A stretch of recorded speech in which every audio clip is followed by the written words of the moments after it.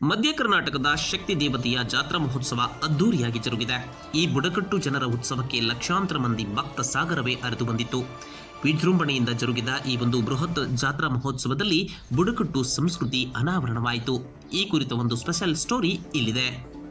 ಹೀಗೆ ಕೋಳಿಗಳನ್ನ ಕೈಲಿಡಿದು ಶಕ್ತಿ ದೇವತೆಯತ್ತ ತೂರುತ್ತಿರುವ ಭಕ್ತರು, ಇನ್ನೊಂದೆಡೆ ಬೇವಿನ ಸೀರೆಯೊಟ್ಟು ಭಕ್ತಿ ಭಾವದಿಂದ ಕೈಮುಗಿದು ಪ್ರಾರ್ಥಿಸುತ್ತಿರುವ ಜನರು. ಈ ದೃಶ್ಯಕ್ಕೆ ಸಾಕ್ಷಿಯಾಗಿದ್ದು ಮಧ್ಯ ಕರ್ನಾಟಕದ ಬುಡಕಟ್ಟು ದೇವತೆ ಗೌರಸಮುದ್ರ ಮಾರಮ್ಮ ದೇವಿಯ ಜಾತ್ರಾ ಮಹೋತ್ಸವ. ಹೌದು, ಚಿತ್ರದುರ್ಗ ಜಿಲ್ಲೆಯ ಚಳ್ಳಕೆರೆ ತಾಲೂಕಿನ ಗೌರಸಮುದ್ರ ಗ್ರಾಮದಲ್ಲಿ ಪ್ರತಿ ವರ್ಷ ಭಾದ್ರಪದ ಮಾಸದ ಮೊದಲ ಮಂಗಳವಾರ ಮಾರಿ ಮಹೇಶ್ವರಿಯ ಜಾತ್ರಾ ಮಹೋತ್ಸವ ಜರುಗುತ್ತದೆ. ಈ ಒಂದು ಜಾತ್ರಾ ಮಹೋತ್ಸವಕ್ಕೆ ಚಿತ್ರದುರ್ಗ ಜಿಲ್ಲಾಡಳಿತ ಕಳೆದ 15 ದಿನಗಳಿಂದಲೂ ಕೂಡ ಸಕಲ ಸಿದ್ಧತೆಯನ್ನ ನಡೆಸಿತ್ತು. ಇಂದು ಗೌರಸಮುದ್ರ ಗ್ರಾಮದ ತುಮ್ಮಲು ಪ್ರದೇಶದಲ್ಲಿ ಜರುಗಿದ ಈ ಒಂದು ಬೃಹತ್ ಉತ್ಸವಕ್ಕೆ ರಾಜ್ಯದ ನಾನಾ ಭಾಗಗಳಿಂದ ಲಕ್ಷಾಂತರ ಭಕ್ತರು ಸಾಕ್ಷಿಯಾದರು.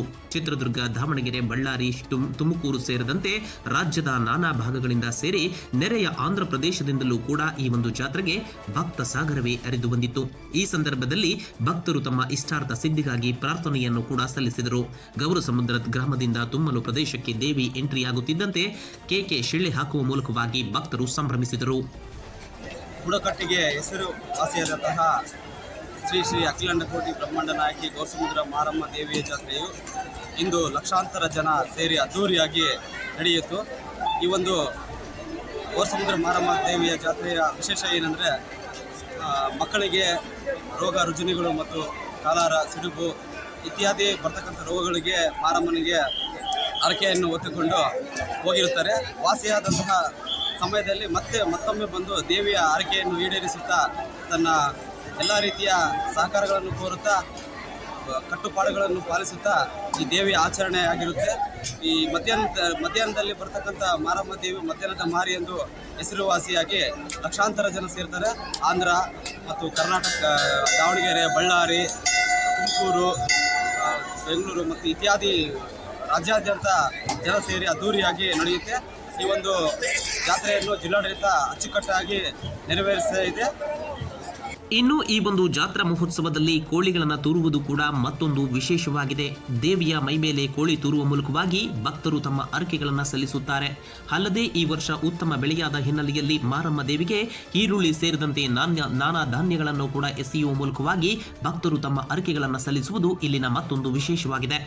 ಅಷ್ಟೇ ಅಲ್ಲದೆ ಪುಟಾಣಿ ಮಕ್ಕಳಿಂದ ಹಿಡಿದು ಹಿರಿಯವರವರೆಗೂ ಕೂಡ ಯಾವುದೇ ಸಾಂಕ್ರಾಮಿಕ ರೋಗ ರುಜಿನಗಳು ಹರಡದಂತೆ ಬೇವಿನ ಸೀರೆಯನ್ನ ಉಟ್ಟು ಹರಕೆಯನ್ನ ಸಲ್ಲಿಸುವುದು ಕೂಡ ಇಲ್ಲಿನ ಮತ್ತೊಂದು ವಿಶೇಷವಾಗಿದೆ.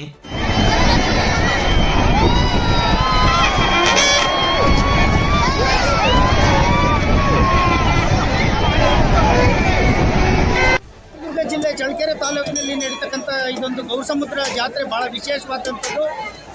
ಇದು ಸುಮಾರು 8 ದಿನಗಳ ಕಾಲ ನಡೆಯುವಂಥ ಜಾತ್ರೆ ಇದಾಗಿದೆ. ಇವತ್ತು ಗೌರಸಮುದ್ರದಿಂದ ಸುಮಾರು 1 ಕಿಲೋಮೀಟರ್ 2 ಕಿಲೋಮೀಟರ್ ದೂರದಲ್ಲಿರ್ತಕ್ಕಂಥ ಈ ತುಂಬಲಿಗೆ ಬಂದು ದೇವರನ್ನು ಪ್ರತಿಷ್ಠಾಪಿಸ್ತಾರೆ. ಜೊತೆಗೆ ಇಲ್ಲಿ ದೇವಸ್ಥಾನ ಮುಂದಿರ್ತಕ್ಕಂಥ ಏನು ಗರುಡಗಂಬ ಇದೆಯೋ ಇಲ್ಲಿ ದೀಪ ಹಚ್ಚೋದ್ರ ಮುಖಾಂತರ ಸುಮಾರು ಮಧ್ಯಾಹ್ನ 2 ಗಂಟೆಗೆ ದೀಪ ಹಚ್ಚಿ ಈ ಕಾರ್ಯಕ್ರಮಕ್ಕೆ ಚಾಲನೆ ಕೊಡ್ತಾರೆ. ಇಲ್ಲಿ ಬಂದಂಥ ಭಕ್ತರು ತಮ್ಮ ಹೊಲದಲ್ಲಿ ಬೆಳೆದಿರ್ತಕ್ಕಂಥ ಬೆಳೆಗಳನ್ನು, ಈರುಳ್ಳಿ ಇರ್ಬೋದು, ಶೇಂಗಾ ಇರ್ಬೋದು, ಹಾಗೆ ಹರಕೆಯನ್ನು ತೀರಿಸೋದಕ್ಕೆ ಕೋಳಿ ಮರಿಗಳನ್ನು ಇವುಗಳನ್ನು ತೂರಿ ಅದ್ರ ಜೊತೆಗೆ ಬೇವಿನ ಸೀರೆಯನ್ನು ಹುಟ್ಟು ಇಡೀ ದೇವಸ್ಥಾನದ ಸುತ್ತ ಪ್ರದಕ್ಷಿಣೆ ಹಾಕೋದ್ರ ಮುಖಾಂತರ ತಮ್ಮ ಹರಕೆಗಳನ್ನು ತೀರಿಸ್ತಾ ಬರ್ತಾರೆ. ಇದು ಗಡಿ ಗ್ರಾಮ ಆಗಿರೋದ್ರಿಂದ ಆಂಧ್ರ ಮತ್ತು ಕರ್ನಾಟಕದ ಎರಡೂ ಭಾಗದ ಸುಮಾರು ಲಕ್ಷಾನುಗಟ್ಟಲೆ ಜನಗಳನ್ನು ಸೇರಿ ಪ್ರತಿ ವರ್ಷ ನಡೆಯುವಂಥ ಜಾತ್ರೆ ಇದಾಗಿದೆ. ಇದು ವರ್ಷದಲ್ಲಿ ನಡೀತಕ್ಕಂಥ ಈ ಜಿಲ್ಲೆಯ ಬಹಳ ವೈಶಿಷ್ಟ್ಯವಾದಂಥ ಒಂದು ಬುಡಕಟ್ಟು ಜಾತ್ರೆ ಇದಾಗಿದೆ. ಒಟ್ನಲ್ಲಿ ಪ್ರತಿ ವರ್ಷವೂ ಕೂಡ ನಡೆಯುವ ಬಯಲು ಸೀಮೆಯ ಶಕ್ತಿ ದೇವತೆ ಮಾರಮ್ಮ ದೇವಿಯ ಜಾತ್ರಾ ಮಹೋತ್ಸವಕ್ಕೆ ಅಪಾರ ಸಂಖ್ಯೆಯಲ್ಲಿ ಭಕ್ತರ ದಂಡೆ ಹರಿದು ಬಂದಿದ್ದು ಹತ್ತಾರು ವೈಶಿಷ್ಟ್ಯಗಳಿಗೆ ಸಾಕ್ಷಿಯಾಗಿದೆ.